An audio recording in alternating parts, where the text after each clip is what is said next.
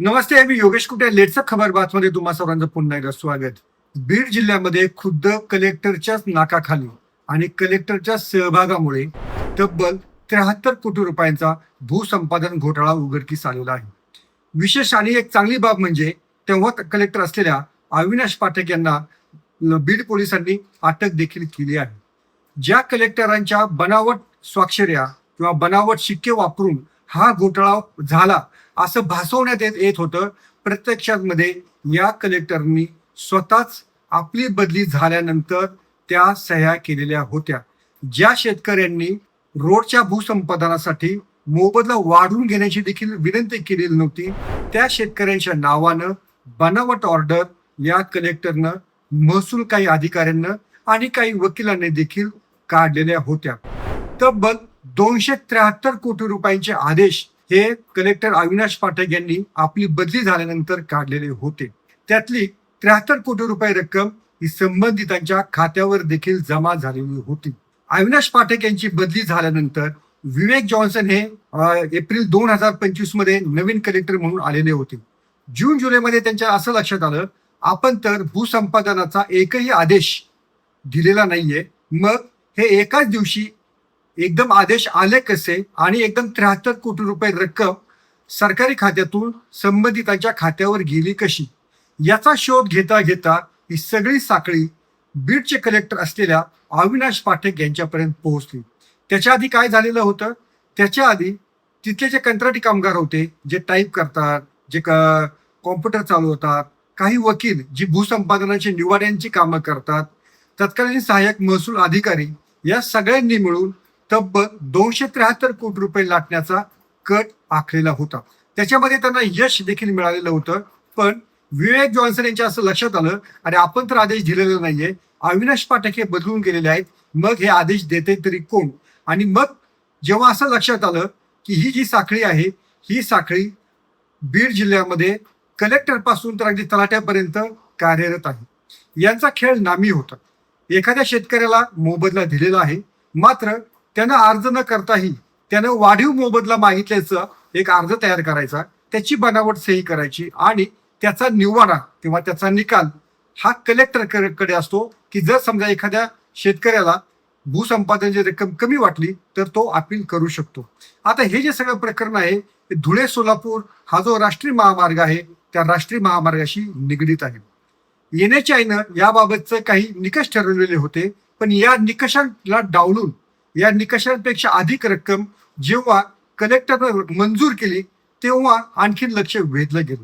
अरे एक लिमिट ठरलेलं होतं, मग त्या लिमिटच्या पुढे जाऊन हे 273 कोटी रुपयांचे आदेश कसे देण्यात आले? अविनाश पाठक यांचं नेटवर्क असं भारी होतं की त्यांनी असा डाव आखला की हे आदेश आपण दिलेलेच नाहीयेत, ती सही आपली नव्हतीच, याबाबत माझ्या बनावट सह्या केलेल्या आहेत, डिजिटल स्वाक्षरी केलेली आहे, असं साधारणपणे वर्षभर त्यांनी यंत्रणांना बुचकळ्यात टाकलेलं होतं. पण जेव्हा जेव्हा एक एक कडी उघडत गेली, काही कर्मचाऱ्यांचे मोबाईल टॅप करण्यात आले, त्यांचा डेटा मागवण्यात आला, कोणत्या दिवशी त्या सह्या झालेल्या आहेत, कोणत्या कागदावरती सह्या झालेल्या आहेत, आणि मग असं लक्षात आलं की पाठक साहेब हे जेव्हा लातूरला मत्स्य विभागामध्ये म्हणून गेलेले होते, तेव्हा त्यांनी बीडचे कलेक्टर म्हणून या सह्या केलेल्या आहेत. जे काम बेकायदा होतं, ज्याची कोणतीही परवानगी नव्हती आणि त्यांना तसा अधिकार देखील नव्हता, तरीही एका IAS अधिकाऱ्यानं, कलेक्टर पदावरच्या अधिकाऱ्यानं असा थेटपणे घोटाळा करणं हे अनेकांना भुसकाळ्यात पडलेलं आहे. आता रक्कम तर 273 कोटी होती, त्यातले 73 कोटी रुपये संबंधितांना मिळालेले आहेत, 200 कोटी रुपये सध्या तरी सरकारचे वाचलेले आहेत. आता हे जे अविनाश पाठक जे गृहस्थ आहेत, हे गृहस्थ त्या ठिकाणी ZPचे CEO म्हणून देखील होते, प्रांत अधिकारी म्हणून देखील होते. म्हणजे बीडचा कानाकोपरा त्यांना माहिती आहे. या त्यांच्या सगळ्या पापामध्ये किंवा गुन्ह्यामध्ये ज्यांना साथ दिली, एक महसूल संघटनेचाच एक तिथला बीडचा अध्यक्ष त्याच्यामध्ये अग्रेसर होता. वकील देखील 3 वकील होते ज्यांनी हे आदेश तयार केलेले होते. एक विशेष बाब म्हणजे जेव्हा पोलिसांनी आदेश पाहिले तेव्हा त्यांच्या असं लक्षात आलं की जेव्हा पाठक बदली होऊन गेलेले आहेत आणि ते जेव्हा रुजू होते तेव्हा त्यांच्या कागदातला फरक देखील त्यांच्या लक्षात आला, आणि हे तर कागद वेगवेगळे आहेत. आणि त्यावरनं तो गुन्हाचा तपास हा पाठक यांच्या दिशेनं सगळा वळवण्यात आला. जवळपास 400 ते 500 तासांचं मोबाईल रेकॉर्डिंग हे पोलिसांनी ऐकलेलं आणि त्यातनं मग त्यांना ही जी साखळी आहे ही साखळी उघड झालेली आहे. पण हे फक्त अविनाश पाठक यांच्या पुरतच आहे का, की त्याच्यामध्ये मंत्रालयातले काही बडे अधिकारी सापडलेले आहेत, की नॅशनल हायवे ऑफ अथॉरिटीचे देखील काही अधिकारी त्यामध्ये सहभागी आहेत का, याचा तपास आता पुढे पोलिसांना करायचा आहे. बीडचे जे पोलीस अधीक्षक आहेत नवनीत कावत यांनी याबाबत ठोस भूमिका घेतली होती आणि त्याशिवाय विवेक जॉन्सन म्हणून जे नवीन कलेक्टर अविनाश पाठक यांच्यानंतर बदली म्हणून आलेले होते त्यांनी खरं तर या प्रकरणाचा पाठपुरावा केला आणि त्यांच्या लक्षामध्ये हा सारा घोटाळा आलेला होता.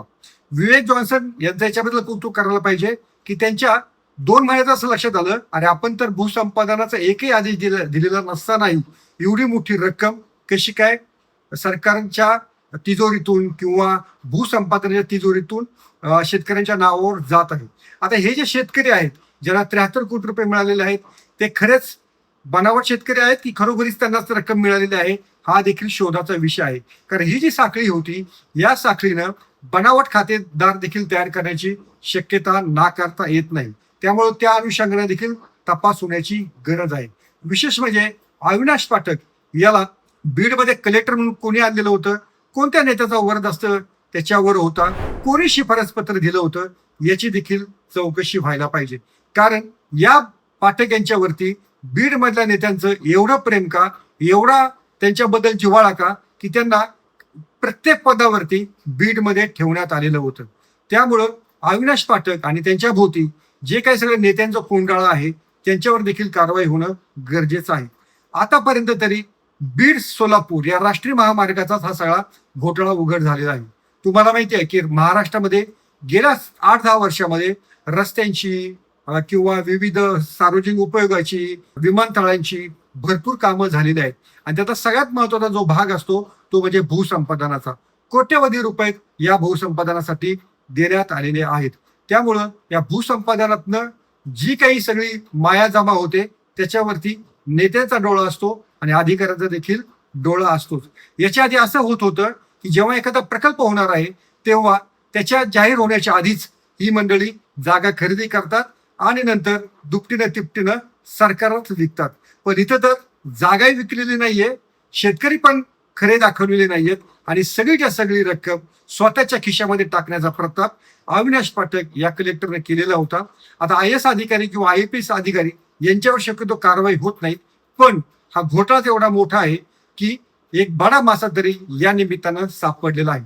त्यामुळं बीडच्या प्रशासनावरती या पुढच्या काळामध्ये आणखीन कठोर कारवाई होऊ शकते आणि आणखीन बडे मासे देखील सापडू शकतात. मंत्रालयातले आणि केंद्रातले देखील मासे याच्यामध्ये आहेत का याचा शोध विशेष पोलीस तपास पथकाला घ्यावा लागेल. या अशा प्रकारच्या माहितीसाठी पाहत राहा लेट्स अप मराठी.